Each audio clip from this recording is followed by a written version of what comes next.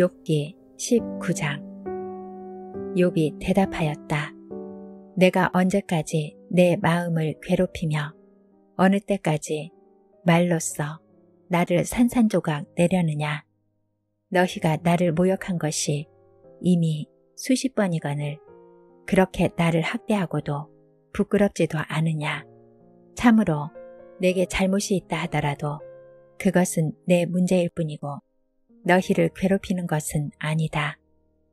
너희 생각에는 너희가 나보다 더 낫겠고 내가 겪는 이 모든 고난도 내가 지은 죄를 증명하는 것이겠지. 그러나 이것만은 알아야 한다.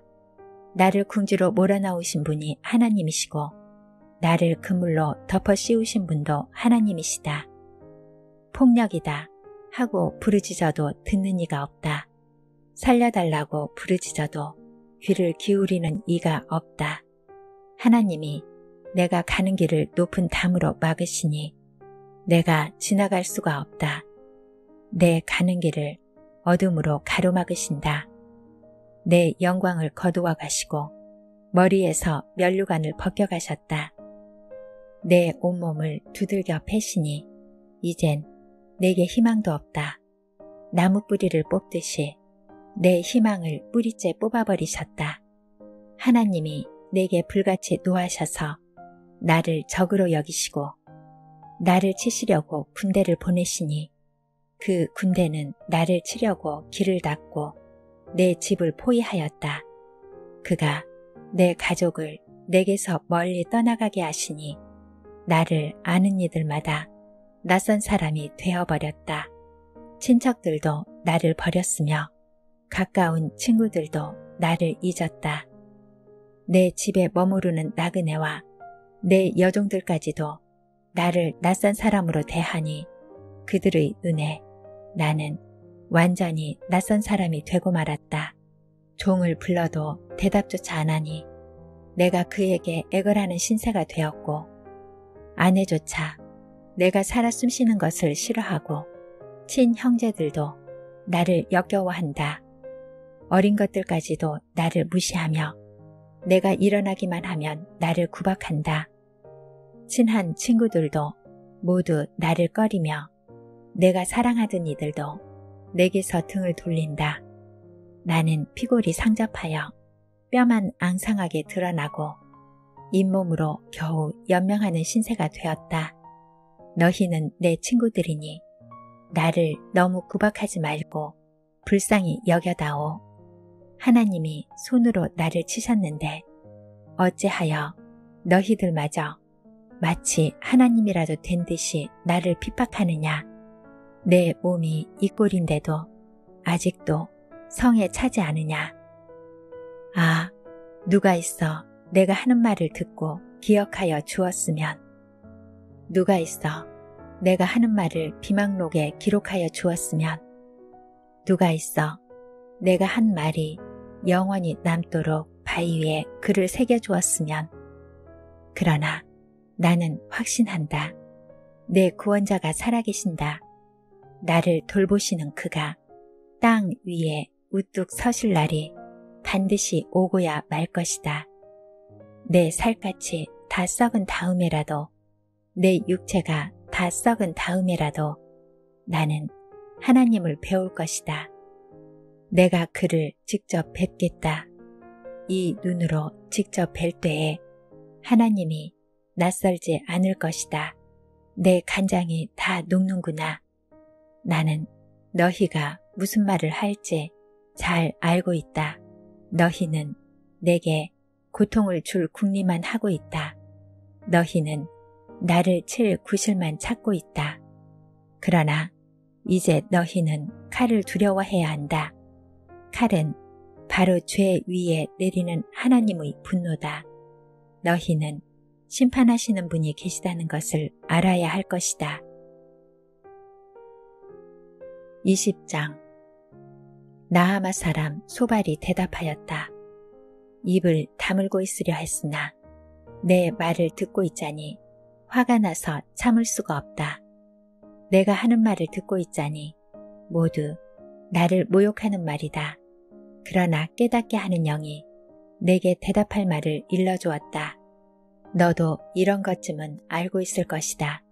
이 땅에 사람이 생기기 시작한 그 옛날부터 악한 자의 승전가는 언제나 잠깐뿐이었으며 경건하지 못한 자의 기쁨도 순간일 뿐이었다.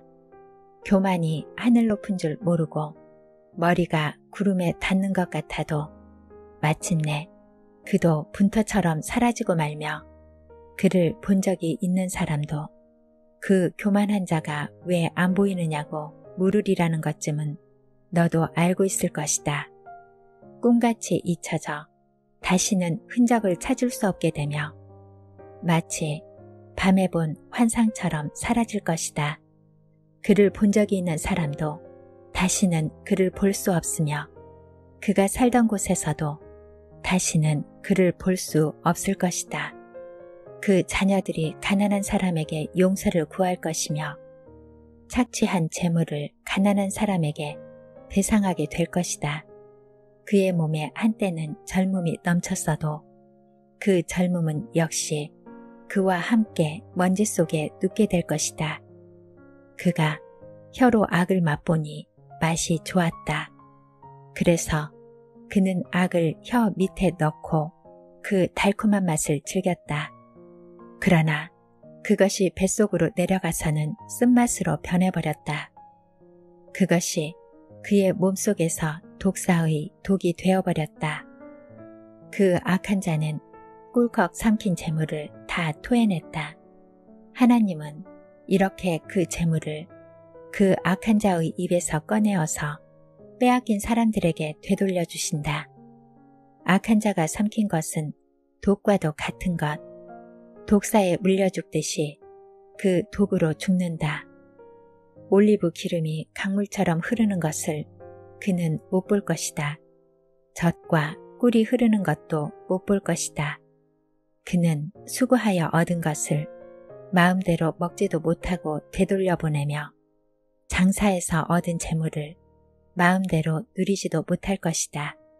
이것은 그가 가난한 이들을 억압하고 돌보지 않았기 때문이며 자기가 세우지도 않은 남의 집을 강제로 빼앗았기 때문이다. 그는 아무리 가져도 만족하지 못한다. 탐욕에 얽매여 벗어나지를 못한다. 먹을 때에는 남기는 것 없이 모조리 먹어치우지만 그의 번영은 오래가지 못한다. 성공하여 하늘 끝까지 이를 때에 그가 재앙을 만나고 온갖 불운이 그에게 밀어닥칠 것이다. 그가 먹고 싶은 대로 먹게 놓아두어라. 하나님이 그에게 맹렬한 진노를 퍼부으시며 분노를 비처럼 쏟으실 것이다. 그가 철 무기를 피하려 해도 놋 화살이 그를 꿰뚫을 것이다. 등을 뚫고 나온 화살을 빼낸다 해도 쓸개를 휘젓고 나온 번쩍이는 활촉이 그를 겁에 질리게 할 것이다. 그가 간직한 평생 모은 모든 재산이 삽시간에 없어지고 풀무지를 하지 않아도 저절로 타오르는 불길이 그를 삼킬 것이며 그 불이 집에 남아있는 사람들까지 사를 것이다. 하늘이 그의 죄악을 밝히 드러내며 땅이 그를 고발할 것이다. 하나님이 진노하시는 날에 그 집의 모든 재산이 홍수에 쓸려가듯 다 쓸려갈 것이다. 이것이 악한 사람이 하나님께 받을 몫이며 하나님이 그의 것으로 정해주신 유산이 될 것이다. 21장 욥이 대답하였다. 너희는 내 말을 건성으로 듣지 말아라. 너희가 나를 위로할 생각이면 내가 하는 말에 귀를 기울여라. 그것이 내게는 유일한 위로이다. 내게도 말할 기회를 좀 주어라. 조롱하려면 내 말이 다 끝난 다음에나 해라. 내가 겨우 썩어질 육신을 두고 논쟁이나 하겠느냐. 내가 이렇게 초조해하는 데에는 그럴 이유가 있다.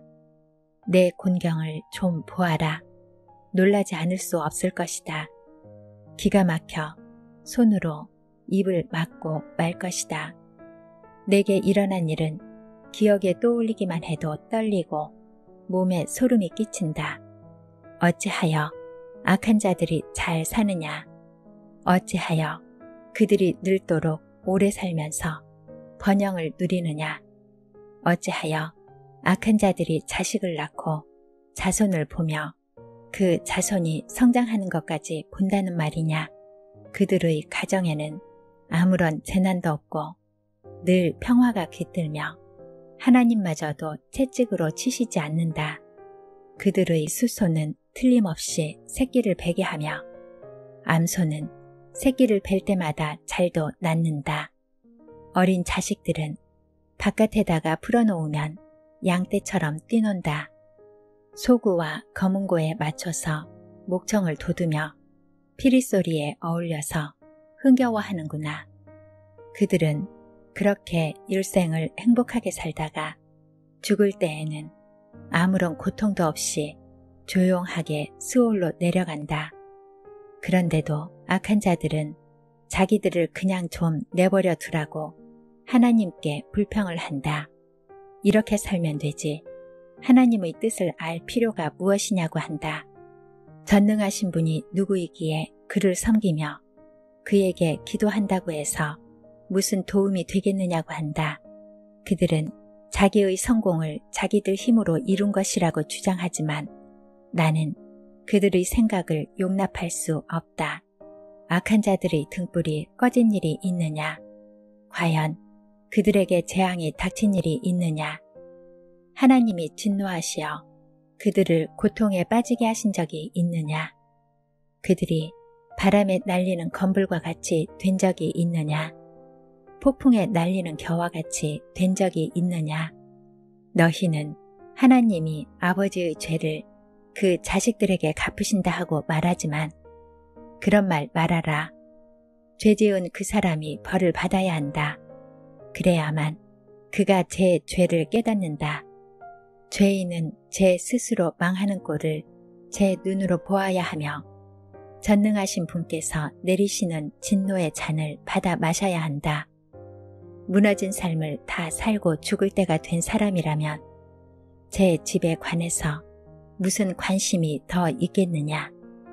하나님은 높은 곳에 있는 자들까지 심판하시는 분이신데 그에게 사람이 감히 지식을 가르칠 수 있겠느냐. 어떤 사람은 죽을 때까지도 기력이 정정하다.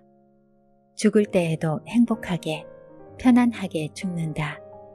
평소에 그의 몸은 어느 한 곳도 영양이 부족하지 않으며 뼈 마디마다 생기가 넘친다.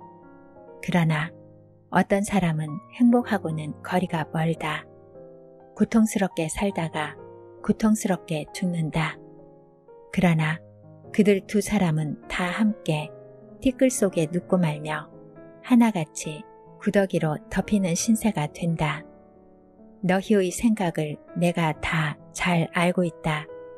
너희의 속셈은 나를 해하려는 것이다. 너희의 말이 새도 부리던 자의 집이 어디에 있으며 악한 자가 살던 집이 어디에 있느냐 한다. 너희는 세상을 많이 돌아다닌 견문 넓은 사람들과 말을 해본 일이 없느냐. 너희는 그 여행자들이 하는 말을 알지 못하느냐. 그들이 하는 말을 들어보아라. 하나님이 진노하셔서 재앙을 내리셔도 항상 살아남는 사람은 악한 자라고 한다. 그 악한 자를 꾸짖는 사람도 없고 그가 저지른 대로 징벌하는 이도 없다고 한다. 그가 죽어 무덤으로 갈 때에는 그 화려하게 가꾼 무덤으로 갈 때에는 수도 없는 조객들이 장례 행렬을 따르고 골짜기 흙마저 그의 시신을 부드럽게 덮어준다고 한다. 그런데 어찌하여 너희는 빈말로만 나를 위로하려 하느냐. 너희가 하는 말은 온통 거짓말뿐이다.